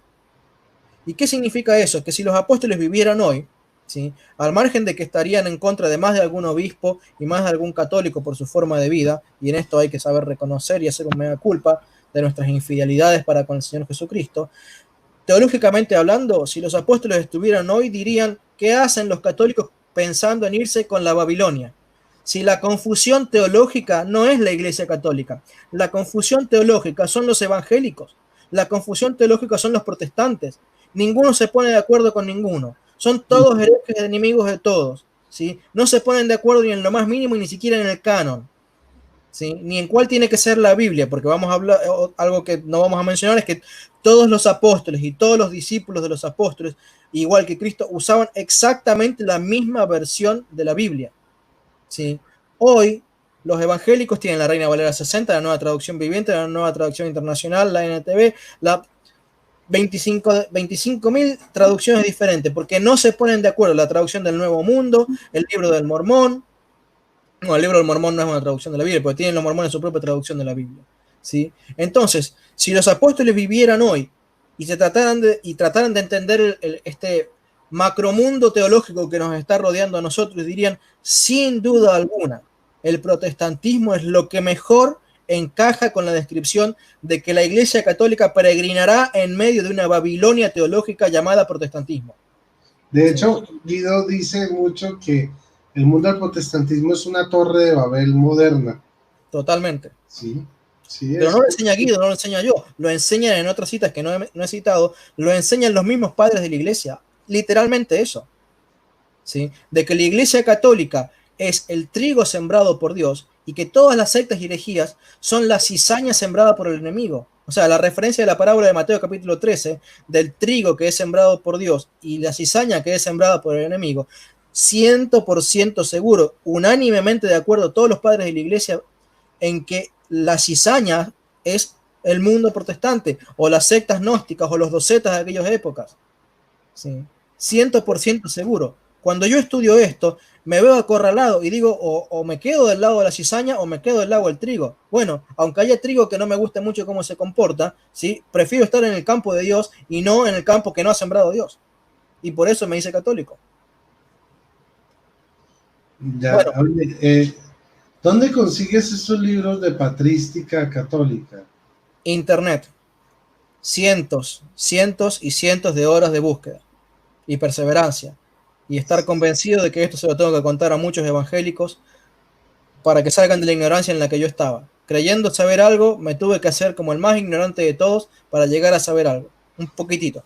Sí, porque mira que yo he estado buscando, bueno, hay libros muy importantes, por ejemplo, la Biblia comentada por los padres de la iglesia, y esa viene en tomitos. Entonces, por ejemplo, de Mateo está el tomo A y el tomo B, pero, cada librito de esos vale 200.000 pesos y es una cosa así chiquitica. Son carísimos, yo no me los puedo comprar. No, yo tampoco, o sea, hasta allá no llegan mis poderes, entonces, pues Pero eso bueno, en pesos colombianos valdrá 150, 134.000 pesos, y el librito chiquito con un pedazo del Evangelio vale 200 y pico, y yo quedo como que, bueno, ¿cuándo voy a poder comprar? permíteme dar un par de consejos para responder y paliar un poquito esta necesidad que tenemos los católicos de volver a nuestras raíces y a nuestros Claro. orígenes. Yo te voy a dejar un link para que lo pongas al pie del video. Yo también lo voy a dejar porque lo tengo en mi canal. Yo tengo una página web en internet que se llama eldepósitodelafe.wordpress.com. Allí pueden entrar y buscar una página que dice descargas, ¿sí? Ahí tengo un montón de escritos de los padres de la iglesia, un montón, ¿sí? A medida que los voy armando y que los voy acomodando y dándole formato, los voy subiendo. Es una tarea lenta, laburo de hormigas, como se diría, pero bueno, por lo pronto el siglo I y parte del siglo II ya está bastante material subido. Así que ahí pueden descargar gratis mucho del material que a mí me ayudó. Muchas gracias. Ya, pues es que a mí me gusta más impreso, pero sí, toca así. Yo bajé, de hecho, mucho de patrística, que voy a leer directamente católica, de una página que se llama Apostolado Mariano, y había Sí. una biblioteca muy completa, muy interesante de patrística. Por ahí hay alguien que dice que yo solo leo literatura protestante. No, esto es reciente. De hecho, si ustedes ven allá atrás, todas esas son Biblias católicas, todas estas. Y yo he hecho especiales. Todos estos de abajo son libros católicos. Allá también, todo eso es pura literatura católica. Bueno, allá sí hay literatura protestante en el stand de arriba, en el chiquito, porque era literatura que yo tenía cuando era evangélico. Bueno, claro, todavía guardo algo de eso. estos Pero libros casi toda mi contienen literatura es puramente católica. Estos libros contienen los escritos de los padres de la iglesia durante el siglo I y II. No son extensos, son los más reconocidos, los menos discutidos. Hay muchos más, además de estos. Y tengo aquí atrás, no sé si se alcanza a ver, ahí esos libros anaranjados que tengo ahí atrás, se llaman La Catena Áurea. Se puede comprar, son el comentario de los padres de la iglesia de los primeros 700 años, más o menos. Los primeros 700 años de los más reconocidos maestros de la iglesia explicando los 4 evangelios. Es un comentario versículo por versículo de los 4 evangelios, comentado por los padres de la iglesia. Es mucho más accesible eso, ¿sí?, que comprar la Biblia comentada por los padres de la iglesia. Aunque está limitado a los 4 evangelios, ahí vas a encontrar toda la doctrina católica, ¿sí?, enseñada por los padres de la iglesia. También la Catena Áurea la pueden buscar gratis en internet. Yo la empecé a leer gratis, me gustó tanto que dije la tengo que tener en impreso porque la quiero poder marcar. Pero bueno, si me permitís continuar.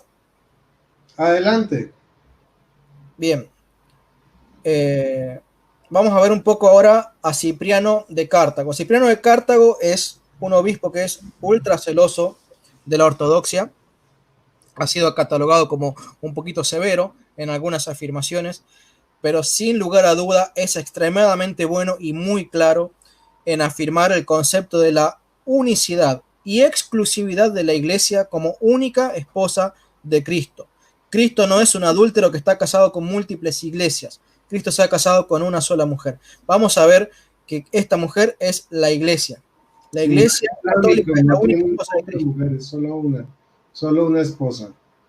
Dice Cipriano de Cartago en su carta, escribiendo a los lapsos, o sea, algunos que habían apostatado de la iglesia católica en los tiempos de la persecución. Dice: nuestro Señor, cuyos mandatos debemos respetar y observar, al regular el honor del obispo y la organización de su iglesia, habla en el Evangelio y dice a Pedro: yo te digo que tú eres Pedro, y sobre esta piedra edificaré mi iglesia, y los poderes del infierno no la vencerán. Y te daré las llaves del reino de los cielos, y lo que ates en la tierra será atado en el cielo, y lo que desates en la tierra será desatado en el cielo. Desde entonces va continuándose sucesión, va continuándose en el decurso sucesivo de los tiempos la elección de los obispos y la organización de la iglesia, de manera que la iglesia descansa sobre los obispos y toda la actuación de la iglesia se rige por estos mismos jefes. Ahora, qué interesante, porque Cipriano interpreta la Biblia, Cipriano es del siglo III, ¿sí? Cipriano interpreta la Biblia de una manera muy diferente de la que interpretan los evangélicos, ¿sí? Porque para los evangélicos, este texto de que yo te digo que tú eres Pedro y sobre esta piedra edificaré mi iglesia, no tiene nada que ver con la organización de la iglesia, no tiene nada que ver con los obispos.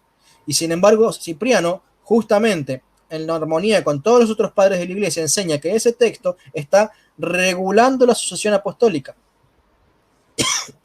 ¿sí? Hablando de que de Pedro en adelante surgiría toda una sucesión de obispos a cuyo que Cristo les daría su autoridad, ¿sí? También Cipriano, en una carta que escribe a todo el pueblo, recordemos que Cipriano era obispo de Cartago, dice, hablando justamente de esta Babilonia teológica y de las sectas que pululaban por todos lados, dice, las sectas ofrecen ahora la paz, pero ellos no la tienen. Dice, prometen conducir de nuevo hasta la iglesia a los lapsos o los caídos o los que habían renegado de Cristo en la persecución, a quienes se separaron de la iglesia.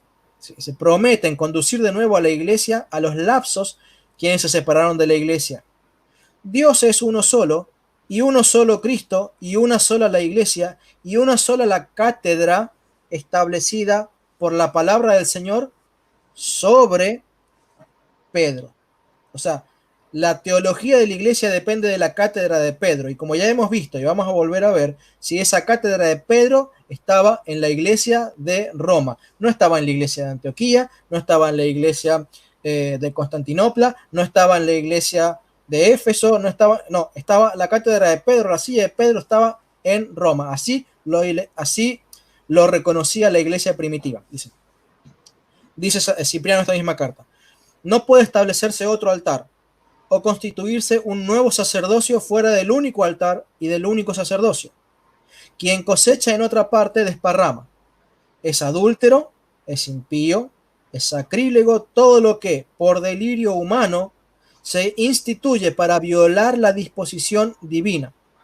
Apartaos lejos del contagio de esta clase de hombres y, huyendo, evitad sus discursos como un cáncer, como una peste, según advierte y dice el Señor. Son ciegos para conducir ciegos. Pero si un ciego guía a otro ciego, caerán a la vez en el mismo hoyo. Querido hermano católico que nos estás escuchando, por favor, si sos fan de escuchar a los pastores protestantes, apagá ese televisor, cambiá de canal, no escuches a los ciegos que te guían hacia el hoyo. No escuches. La iglesia primitiva te enseña de que no debes prestar tu oído a las falsas enseñanzas. Ireneo, contra los herejes. Recordemos que Ireneo también es del siglo II y es discípulo de los apóstoles. Sí. Dice Ireneo en su primer libro contra los herejes, capítulo 3, versículo 2. Pero como sería demasiado largo enumerar las sucesiones de todas las iglesias en este volumen, indicaremos sobre todo las de las más antiguas y de todos conocidas, y la de la iglesia fundada y constituida en Roma por los dos gloriosísimos apóstoles, Pedro y Pablo, la que desde los apóstoles conserva la tradición y la fe anunciada a los hombres por los sucesores de los apóstoles que llegan hasta nosotros. Así conducimos a todos aquellos que de un modo u otro, o por agradarse a sí mismos, o por vanagloria, o por ceguera, o por una falsa opinión, acumulan falsos conocimientos. Es necesario que cualquier iglesia esté en armonía con esta iglesia, refiriéndose a la iglesia de Roma, cuya fundación es la más garantizada. Me refiero a todos los fieles de cualquier lugar, porque en ella todos los que se encuentran en todas partes han conservado la tradición apostólica. Este texto es impresionante, porque fíjate que habla de tantas cosas juntas. Habla de la perseverancia teológica de la iglesia de Roma, contrario a lo que enseñan los protestantes, que la iglesia de Roma se corrompió. Sí, se corrompió. Habla también de que Pedro fundó la iglesia de Roma. Habla de la existencia de la tradición apostólica y habla de la tradición apostólica como el mecanismo para saber si una iglesia era verdadera o no.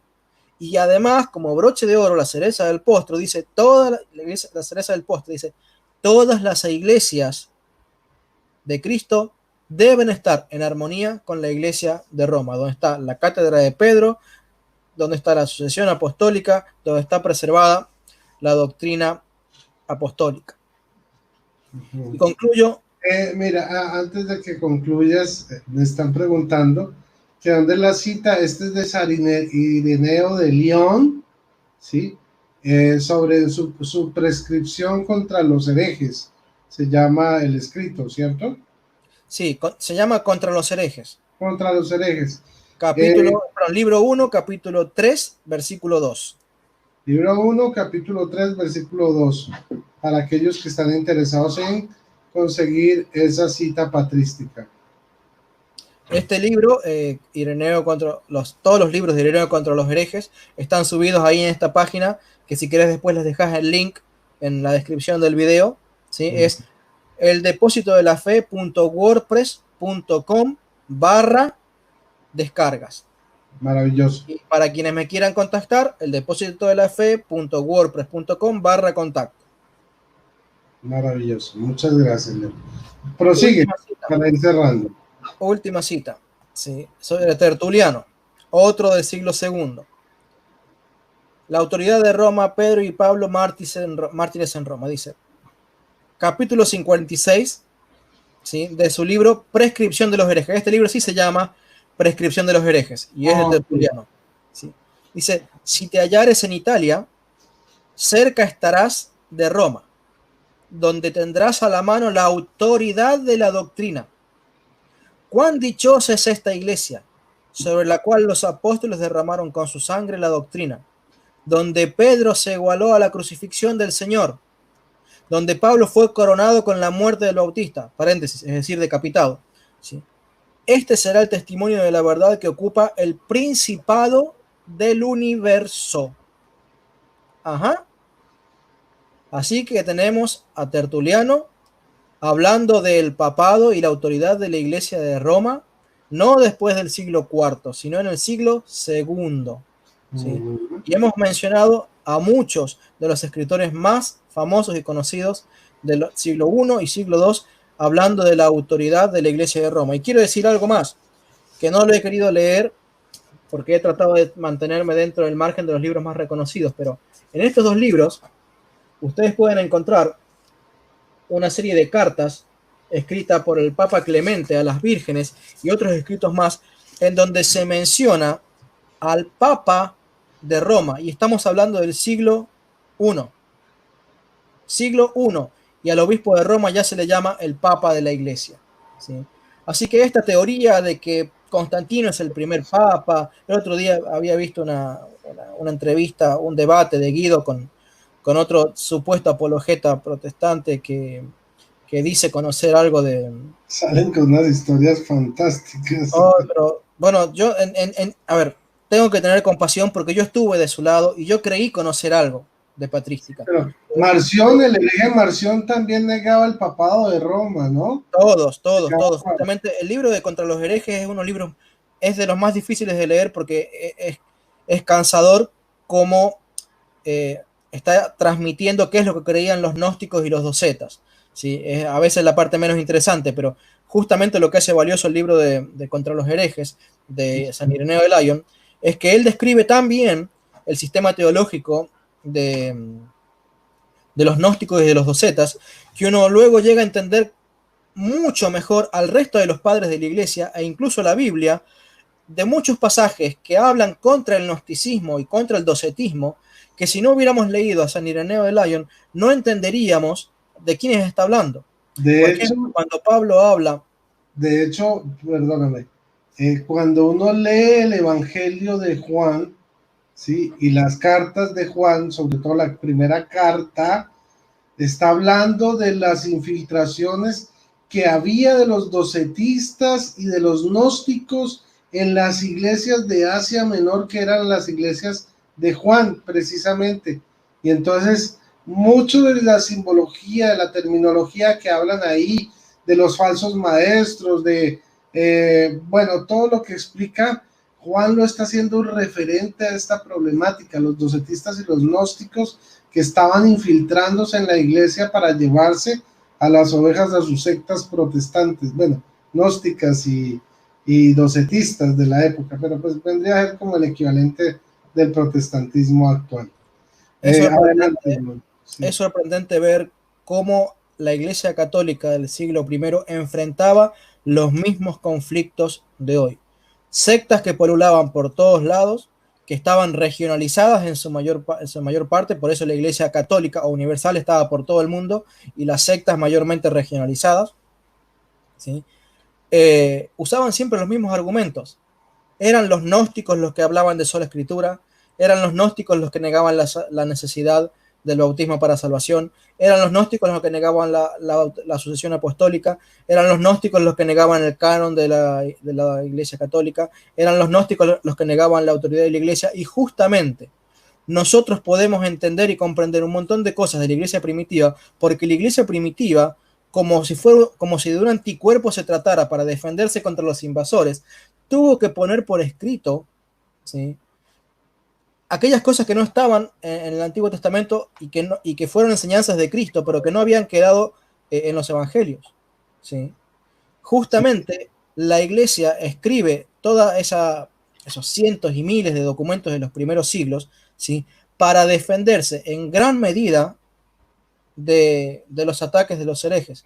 Y hoy nosotros podemos saber que la Iglesia primitiva era católica en su teología, ¿sí?, porque justamente la Iglesia Católica se defendió de herejes como los gnósticos y los docetas, y los argumentos de los gnósticos y los docetas son los mismos argumentos de los evangélicos y los protestantes. Vos imaginate cuando yo era protestante, evangélico, y creía saber algo, y creía tener una biblioteca enorme y llena de conocimientos y un montón de libros que había leído, y creía sentirme con autoridad para decirle a alguien que Cristo había enseñado tal o cual cosa. Imagínate cuando me entero, ¿sí?, al leer a los padres de la Iglesia, que en realidad mis argumentos teológicos se parecían más a los de los gnósticos y los docetas, ¿sí?, que a los de la Iglesia Católica. Incluso en algo tan delicado como es la Eucaristía y el bautismo, porque los docetas y los gnósticos decían que no había transubstanciación.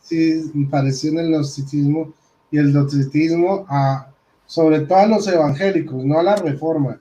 Bueno, en algo a la reforma, pero más que todo a la generación evangélica, ¿no? Sí, totalmente. Mientras más nos acercamos en el protestantismo y las sectas al día de hoy, más se parecen, ¿sí?, a los del primer siglo. Es como que hubo un periodo donde las sectas fueron desapareciendo y la Iglesia Católica fue creciendo y llenando el mundo con el Evangelio, tal como lo dice el Evangelio mismo del Señor Jesucristo, ¿sí?, que algo que era una pequeña semillita se expandería por el mundo entero, pero ¿qué pasa? Se llenará de cuervos, ¿sí? Se llenará de cuervos, ¿sí? Este gran árbol que llegó a crecer, que es la Iglesia Católica, ¿sí?, se llenará de cuervos, se llenará de falsos maestros. También, en medio del territorio sembrado por el Señor, el enemigo sembrará la cizaña, ¿sí? Y estos mismos problemas ya existían en los primeros siglos. Y yo invito, por eso es que yo siento esa gran carga y esa responsabilidad que vuelco un poco, tal vez muy pasionalmente, digamos, en los videos que hago en mi canal, ¿no?, de ser enfático. La Iglesia primitiva era católica. La Iglesia Católica tiene la doctrina de la Iglesia primitiva. Y la Iglesia Católica tiene escándalos, como había también escándalos en la Iglesia primitiva, ¿sí?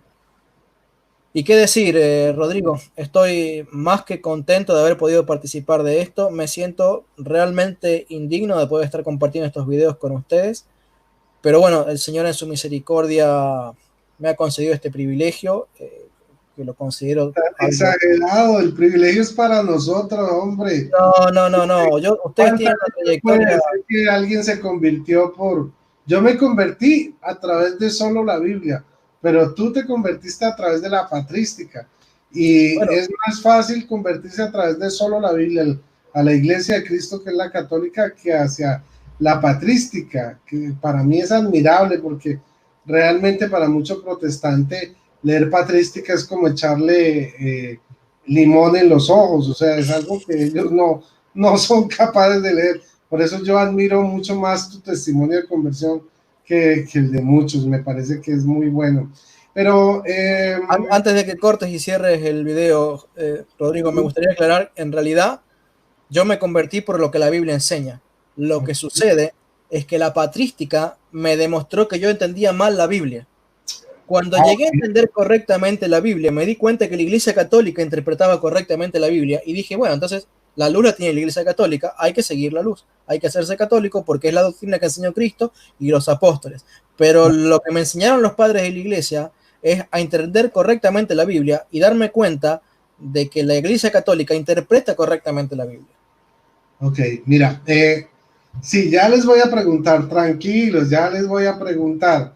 Hay muchas cosas que le podemos preguntar. Octágono Azul, y hay algunos protestantes que están alborotadísimos, pero seguramente van a decir que a mí mi Iglesia Católica me ha pagado para dar este testimonio, sí, no, que no me creo, son de terror. Son de terror.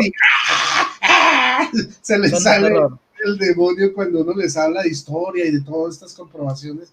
Pero, por ejemplo, había uno que decía que Jesús ni siquiera había nombrado a los romanos. Y yo quiero refutar esto hoy delante de todos ustedes. ¿Y saben qué es lo más bello? Que Jesús dice que no encontró ninguna fe tan grande como la de este romano en todo Israel. O sea, no hubo ningún judío de Israel, bien judío, bien ortodoxo, que haya superado la fe de este romano. Se los voy a leer. Mateo 8:5. Al entrar en Cafarnaún, un centurión le rogó, diciendo: Señor, mi criado yace en casa paralítico con terribles sufrimientos. Dícele Jesús: yo iré a curarle. Replicó el centurión: Señor, no soy digno de que entres en mi casa. Basta con que lo digas de palabra y mi criado quedará sano, porque también yo, que soy un subalterno, tengo soldados a mis órdenes, y digo a este: vete, y va, y a otro: ven, y viene, y mi siervo hace esto y lo hace. Al oír esto, Jesús quedó admirado y dijo a los que le seguían: os aseguro que en Israel no he encontrado a nadie, en nadie una fe tan grande. Y os digo que vendrán muchos de oriente y occidente y se pondrán a la mesa con Abraham, Isaac, Jacob en el reino de los cielos, mientras que los hijos del reino serán echados a las tinieblas de afuera, y allí será el llanto y el rechinar de dientes. Y dijo Jesús al centurión: anda, que te suceda como has creído. Y en aquella hora se sanó el criado. Entonces, vean, porque es que es muy interesante, Leonardo, cómo les enseñan en estas iglesias. Cuando usted diga esto, pues diga: no, es que no, en la Biblia nunca dice que Pedro fue papa en Roma. En la Biblia Jesús nunca nombró a los romanos, pero son cuentos, porque uno se va a la Biblia y resulta que dicen todo lo contrario. Y como vimos, Pedro hacía referencia a la Babilonia como la ciudad de Roma, donde radicaba el imperio romano. Entonces, son cosas que repiten por ignorancia, porque les diga: repita esto, diga esto, pero cuando uno va a ver en la Biblia, lo que ellos dicen es puras mentiras, como eso de que Jesús no es religión, y todo eso son puros eslogans del diablo. pero que a la hora del té, si nosotros miramos en la Biblia nos habla de que la religión es pura y santa ante Dios, ¿sí? Religare, que viene del verbo, bueno, o sea, ligar fuertemente a Dios, eso significa religión, y entonces solo vemos como Jesús es religión porque es el único que nos religa al Padre, y todo el cristianismo es religión, pero ellos dicen, Jesús no es religión, yeah, como decir, Pepsi es la chispa de la vida, yes, como puros eslogans, pero cuando uno va a la Biblia, la realidad es otra, y por eso también es importante la patrística, y a mí me encanta, yo estoy engomado con la patrística, yo me he dedicado muchos años más que todo a la historia, a la sola escritura, pero ahora me voy a imbuir más de patrística porque me parece supremamente interesante. Tranquilos que ya les voy a hacer la pregunta, tranquilos. Me están preguntando, ahorita me lo respondes, ¿cómo se llama el autor de los 2 libros que mostraste? Y también alguien preguntó que por favor vuelvas a dar, ok, ¿cómo se llama? No sé Padres si Apostólicos. Ruiz Bueno. Roy Bueno. Ruiz Bueno. Doctor Ruiz Bueno. Ok, Padres Apostólicos de Bach. Ok, ese ya no se consigue porque yo lo estoy buscando sobre patrología y todo esto. Sí, hay una versión nueva de este libro, pero no se llama así, se llama Padres Apostólicos y otra palabrita más, pero porque lo han ampliado para abarcar los primeros 2 siglos. Este es del primer siglo y la mitad del siglo segundo, y la versión nueva tiene de los 2 primeros siglos completos. Bueno, si tienes el nombre, te lo encargo para que yo también quiero buscarlo, me interesa. A ver, si me das un segundito, lo busco acá. No quiero. Bueno, mientras tú lo buscas, yo voy a terminar de leer algo de esto del diccionario Holman, que digamos que dejamos por fuera, pero que es un dato curioso e interesante sobre la cautividad de Pablo. Dice así: al llegar a Roma, pasó 2 años bajo arresto domiciliario a la espera del juicio. Durante este primer encarcelamiento en Roma, escribió Filemón, Colosenses, Efesios y Filipenses. Escribió estas 4 cartas a estas iglesias estando en su primera, ¿cómo se dice? En su primer encarcelamiento en Roma. Uy, chaude. Entonces, bueno, ahí tienen ese dato para que sigan aprendiendo de historia del cristianismo verdadero, no de los protestantes, porque esa es otra historia que otro día les contaré, que a partir de 1980, estos grupos que hoy se llaman cristianos se autollamaban protestantes, pero comenzaron a hacerse llamar cristianos, y los únicos cristianos que históricamente nos llamamos así eran los católicos, pero ellos con una técnica que, bueno, te la voy a explicar rapidito. Los pastores le enseñaban a la gente, cuando usted vaya y encuentre un católico, dígale, mucho gusto, yo soy católico, yo soy cristiano, ¿usted es cristiano o es católico? Y la gente, pues que tenía claro en esa época que eran lo mismo, decía, no, pero si es lo mismo, no, la Biblia habla de cristianos, no de católicos.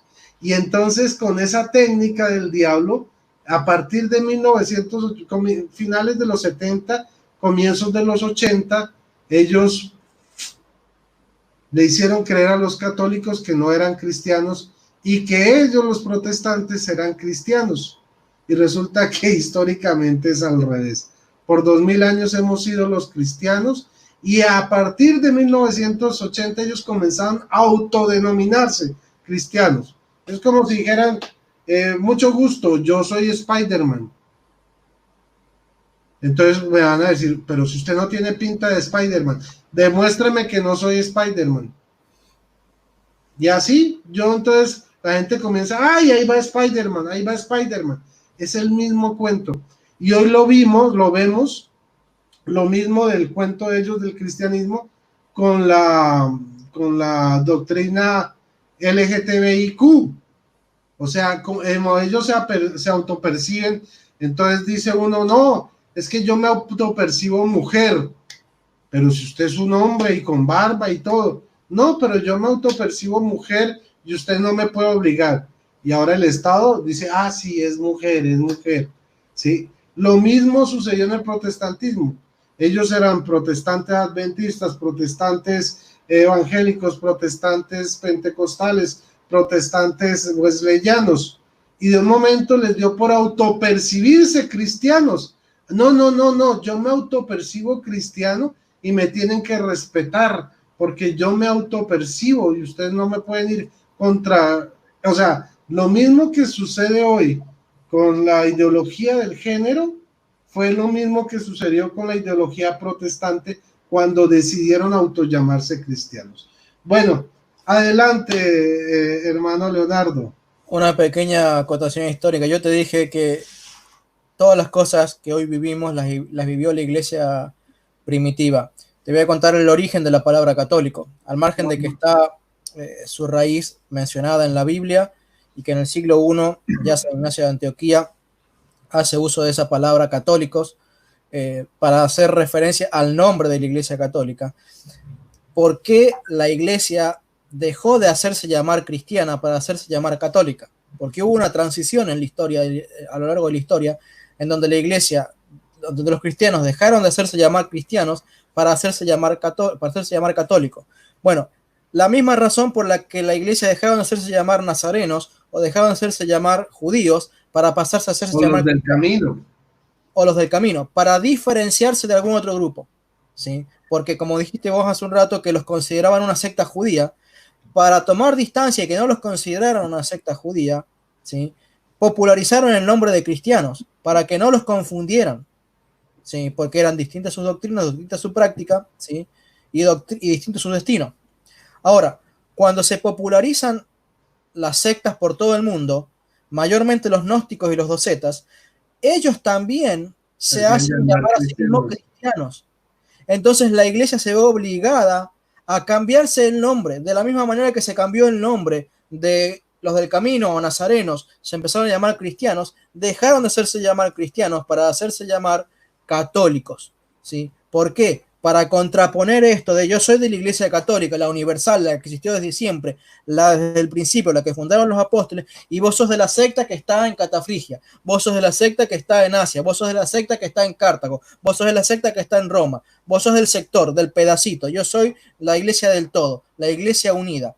Ese es el origen, ¿sí?, del nombre. Incluso hay cartas que, bueno, no las he podido mencionar acá, pero hay cartas en donde se exhorta a la iglesia y dice, ya no se hagan llamar cristianos, ¿sí?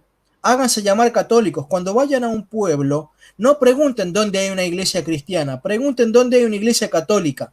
No sea que terminen en las bocas de esos lobos, ¿sí? Claro. Entonces justamente el nombre de católicos, ¿sí?, que en un momento significaba lo mismo, tuvo que empezar a significar algo distinto porque el nombre de cristiano había sido usado por el enemigo. Era un término que ya no identificaba amorosamente o de una forma pura a la religión de Cristo. Así es. Y fíjate que ahora están saliendo los pastores protestantes y muchos a decir, no, es que nosotros también somos católicos. O sea, muchas veces han intentado robar el nombre de católico. Porque yo predico y mi iglesia está por todo el mundo, entonces yo también soy católico. Y no solo eso, hay un movimiento muy grande para creer a la gente que los padres de la iglesia son protestantes. Es lo que yo te dije al principio, ¿sí? Muchos libros sobre historia de la iglesia y padres de la iglesia para mencionar los aspectos superficiales de los padres de la iglesia, pero no entran a leer todos los que son sus escritos para que los ignorantes e incautos de los protestantes no se den cuenta de que la iglesia primitiva era católica. Y fíjate que yo quería estar en un debate con un pastor evangélico, y él era de los que decía que Ignacio de Antioquía era evangélico, y le leo la cita de la carta a los Esmirnotas, capítulo 8, versículo 2, donde él dice claramente que la iglesia de Cristo es católica, y sale, no, pero es que él no se refería a la iglesia católica de ahora, sino que la iglesia era católica, que estaba por todos lados, y se la estaba dirigiendo no a toda la iglesia, sino solo a la de Esmirna, y los de Esmirna eran evangélicos. Entonces ahí estaba hablando de que la iglesia de Cristo es la iglesia evangélica, gloria a Dios, ¿no? Ole, ¿de dónde sacó esa vaina? O sea, torció toda la frase, le metió unos cuentazos para terminar diciendo que Ignacio de Antioquía lo que ha dicho en verdad es que donde está Cristo está la iglesia evangélica. Yo me quedé como plop. O sea, hay cosas que dicen, y como te digo, ahora quieren ir también por el título católico. No, nosotros también somos católicos. Nada que ver, nada que ver. Bueno, por favor, Leonardo, ya para terminar, que ya vamos a ir para las 2 horas, este programa pasó volando. Repítenos el lugar donde podemos descargar toda la patrística en PDF directamente original, o sea, pues de la fuente, sin alteraciones, sin quitémosle este pedacito porque no me conviene, sino completita. Antes de eso, para no olvidarnos de decir el nombre del libro, la versión moderna de estos libros se llama Padres Apostólicos y Apologistas Griegos, de Daniel Ruiz Bueno. Padres Apostólicos y Apologistas Griegos. Es la versión moderna, la versión actualizada de este libro que incluye a los apologistas, algunos de los cuales yo he mencionado en este video. ¿Cómo es que se llama? ¿Cuál es el apellido de? Daniel Ruiz Bueno. Daniel Ruiz Bueno, porque lo voy a comprar. Claro que sí. Y no claro es tan caro. Sí. Ni más falta. Un libro de unos 20, 30 dólares. Ajá. Bueno, entonces, por favor, regálanos tu página de WordPress, porque ahí había alguien que anotó WordPress, ¿qué? Y entonces, para que se la repitas con calma. El depósito de la fe.wordpress.com/descargas. El depósito de la fe.wordpress.com/descargas. Y en mi canal de YouTube también pueden ir viendo videos que yo hago específicamente sobre los padres y la iglesia, y suelo dejar en la descripción de los videos el link de descarga también. Perfecto, Leonardo. Bueno, una vez más, ¿no? El depósito de la fe.wordpress, ¿cierto? .com/descargas, ¿ok? Para que les quede supremamente claro. Si no les quedó claro, ahorita repiten el video, lo ponen lentico y van anotando. Una vez más, el depósito de la fe.wordpress.com/descargas. Ya me lo aprendí. Vale, Leonardo Abdalá, muchísimas gracias, hombre, fue un honor haberte tenido. Un privilegio y un gusto. Bueno, hermanito, muchísimas gracias. Gracias a todos ustedes por habernos acompañado en esta entrega de Pablo y Pedro desde la misma literatura protestante, ¿sí? Pero además hoy tuvimos un plus, patrística pura y dura, católica, con nuestro hermano Leonardo Abdalá, que es convertido. Ambos somos convertidos, él y yo. Ambos fuimos evangélicos. Yo me convertí con solo la Biblia, ¿sí? Y él se convirtió con la Biblia y la patrística. Muy interesante testimonio. De hecho, si ustedes quieren buscar aquí en mi canal, tenemos el testimonio de Leonardo Abdalá. Está en Los Hijos Pródigos. O sea, ustedes buscan, hay unos programas de testimonios de hermanos que han regresado a la casa del Señor, que han dejado las sectas protestantes, y se llama Los Hijos Pródigos. Y ahí usted busca Los Hijos Pródigos, Leonardo Abdalá, y podrá consultar el testimonio de conversión tan interesante de este hermano. Bueno, hermanitos, no siendo más, les pido que les den like si les gustó, que comparta este video, porque usted compartiendo también está evangelizando. Que el Señor les bendiga, Leonardo. Nuevamente, muchas gracias. Bendiciones a todos los hermanos cristianos católicos de la Iglesia de Cristo, también a los hermanos protestantes, muchas bendiciones, que el Señor les bendiga, feliz noche y que viva Cristo Rey. Amén, viva Cristo Rey.